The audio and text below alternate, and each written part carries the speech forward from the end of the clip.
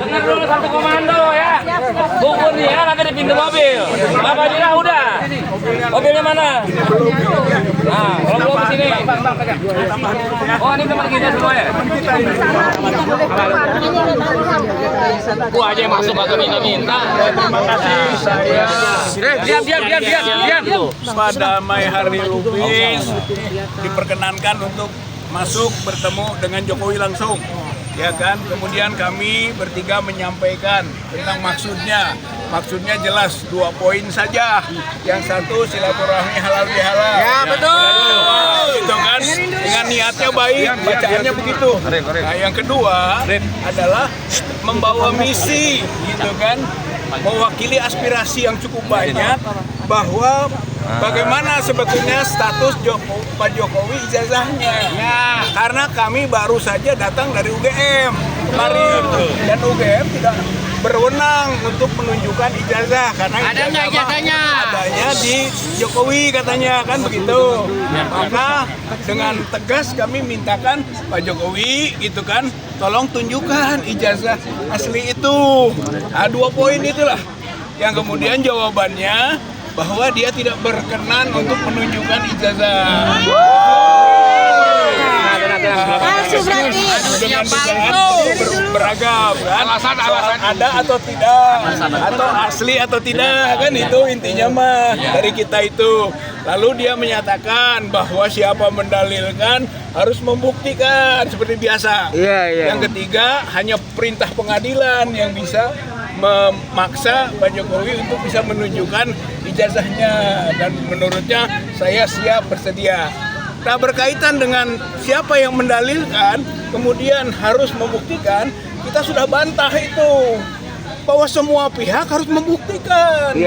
Dalam perdata itu penggugat membuktikan, tergugat membuktikan, sehingga dapat disimpulkan nanti begitu. Itu azasnya. Tidak boleh berazas bahwa siapa yang mendalilkan harus membuktikan sepihak, nggak boleh 2 pihak, itu satu.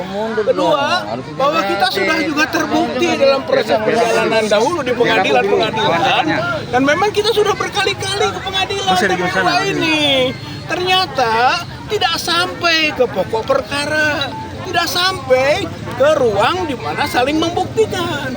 Belum apa-apa pengadilan sudah mengatakan kami tidak berwenang. Begitu. Karena tidak berwenang, ya bagaimana kita membuktikan gitu. Nah, kemudian yang ketiga, ketika dia ingin juga masuk ke pengadilan, yaitu hak masing-masing.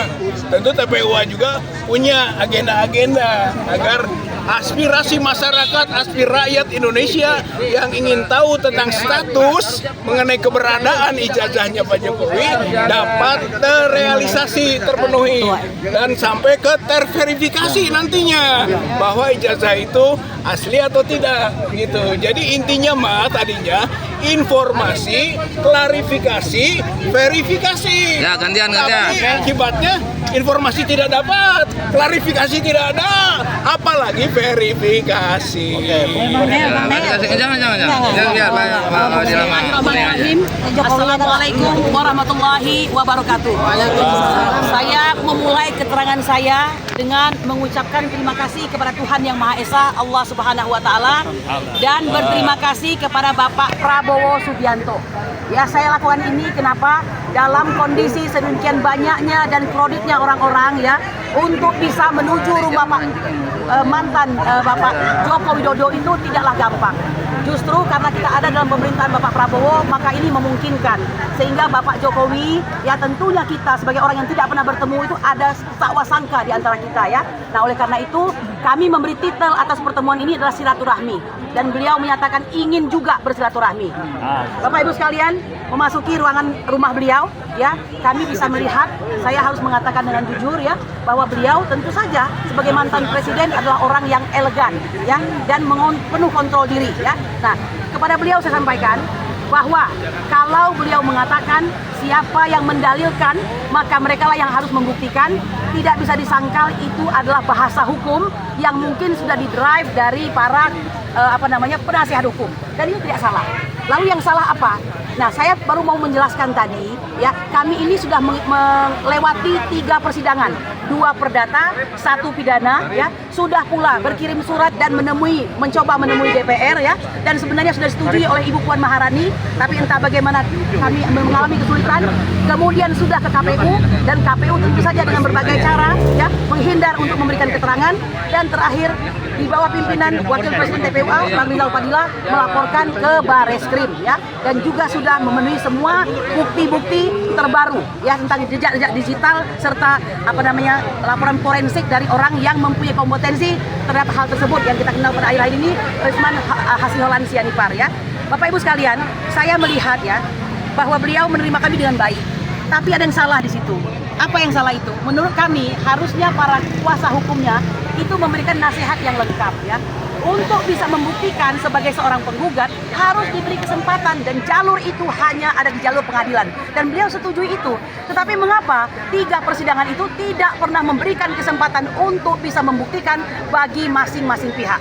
Sehingga bukan suatu rahasia bahwa fakta tentang ijazah tersebut tidak pernah naik ke permukaan, ya, sehingga akhirnya terus menggulung bangsa Indonesia ini, menjadikannya 2 kelompok yang saling berlawan-lawanan, yang satu selalu saja membela beliau, dan yang satu menggugat mana ijazah asli tersebut, begitu. Jadi, tapi mohon maaf, ya, saya harus sampaikan juga secara jujur, beliau tampaknya membatasi itu, ya, ketika saya katakan, Pak, kami ini sebenarnya sudah mencoba, dan apa yang dinasihatkan oleh pengacara Bapak itu mari harus diuji dulu, begitu. Dan dia mengatakan saya orangnya gampang, ya. Saya yakin harusnya kalau gampang tidak akan pernah bisa bertele-tele seperti ini, ya. Nah, ini sayang sekali tidak dimanfaatkan, ya. Mungkin kalau kita punya banyak waktu yang lalu, ya, untuk saling mengenal diri, ini mungkin tidak perlu terjadi.